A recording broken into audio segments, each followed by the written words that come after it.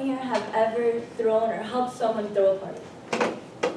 Well, then you know how much planning and organization and time it takes to be able to do this. Today I'm going to show you the 8 most basic steps to planning an awesome party. The first thing that you want to do is know your event. That's something that you don't have to write down. It's just something that you kind of do. You want to know what type of event are you doing. Are you doing a bachelor party, a bachelorette? Are you doing a birthday party? So you kind of know what you're doing. And you want to know roughly how many people you want to invite to this event.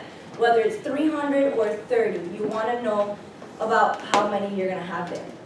After speaking to Amy Almond, who I interviewed, she's a wedding planner here in Kingwood, she affirmed that the most important thing in planning absolutely any party is your budget, which is the second point.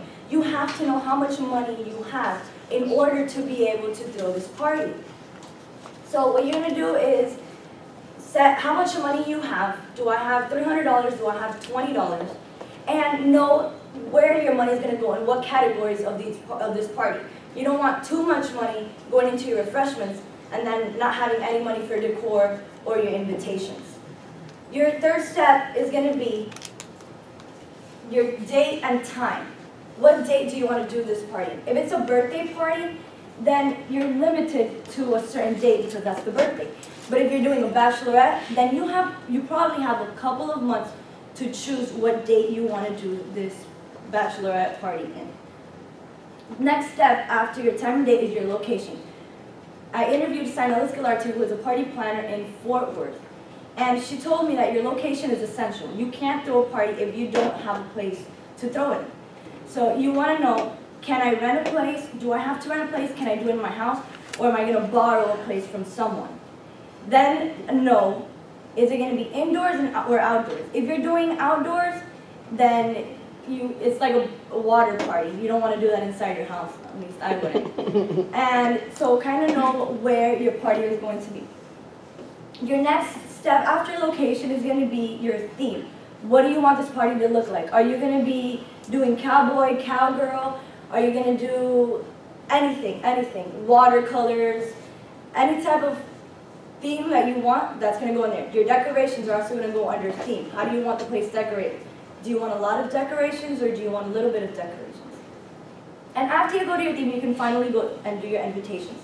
You can't do your invitations first because invitations, you need to know your location and you have to have a time and date because all of that is going to go into the invitation. So you're going to write down, do I want my time, where do I want my party? At what time do I want my party? All that's going to go in there. And usually your invitations have the party theme on it. So like I have an example here. This is an invitation I just got to a bachelorette party, and it's a country theme. So she did the burlap, and she did a traditional. So she went out and handed these invitations to everyone. Wow. You don't have to do it like that. You can do it virtually, sending out a text message to all your friends, or on Facebook, sending out something like that. And you can also make them how she did it, or you can buy your invitations. That is totally up to you. After you do your invitations, then you have refreshments. I put down refreshments and not food because I feel like food, when you hear food, you automatically think, I have to feed all of these people. And you don't necessarily have to do that. You can just buy like a soda and chips. But you want to have something there because all of those people are coming to your party and taking out of their time to be with you. So you want to at least have water if they're thirsty to drink. So that's totally up to you what you want to have, but you should have something. And lastly is optional. It's an optional category. You don't have to have these things, but it's completely and totally up to you. If you want to have them, that's great. And that is entertainment and favors. Not every party calls for music or for games, but it is nice to have it, and if you have the money, then you can and should do it, as well as favors. If you have money for favors, to give out favors to people, awesome. But if you don't, then don't freak out because it's not something that's necessary. Those people already have an invitation that could be considered a favor. So I've showed you the 8 basic steps to how to throw a party, which you can be stress-free and actually enjoy yourself. These are some pictures of parties that either I've thrown or that I've been to. This is Amy Alamon, the girl that I interviewed, and that's her sister's engagement party. And this is a baby shower that was kind of simple, but that I also threw. And I did follow these 8 steps. Thank you, and if there are any questions, I will take them. Thank you, Lillian. Questions? Questions? What is a favor when you say favors? Favors are like little, I know the word is bad, like little things that you can give out to people so that they can remember you, like a remember little thing. You know, like if you want to, you can do something like a cookie. Like some people decorate cookies and put happy birthday and then they pass them out to everyone. Or there's different things. From one of my parties, I was 12 and my mom made bookmarks and laminated them. And she handed them out. They had my picture on it and it said birthday or whatever it said. She gave them out to everyone. How cute. Any other questions?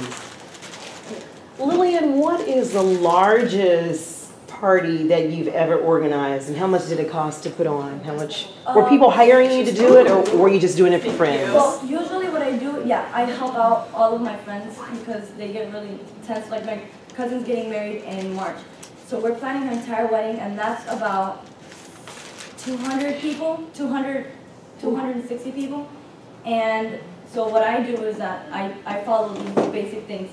And we do them obviously within different times. You don't want to do everything like 2 minutes before. You want to do it in advance and all. But we have thrown very big parties. This wedding that I'm attending, which I'm also helping her do, and this is the girl that I showed the picture of. Mm-hmm. This wedding is about 380. Wow. Yeah, it's insane one. So you're going to be a party planner? I've always wanted to. I'm not sure that's what I'm going to go into. But at least as a side job, I would. That's right.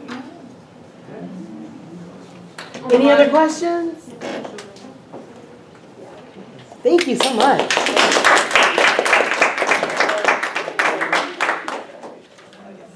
Yes, if you can, that would be awesome. I love the plates. I had extra.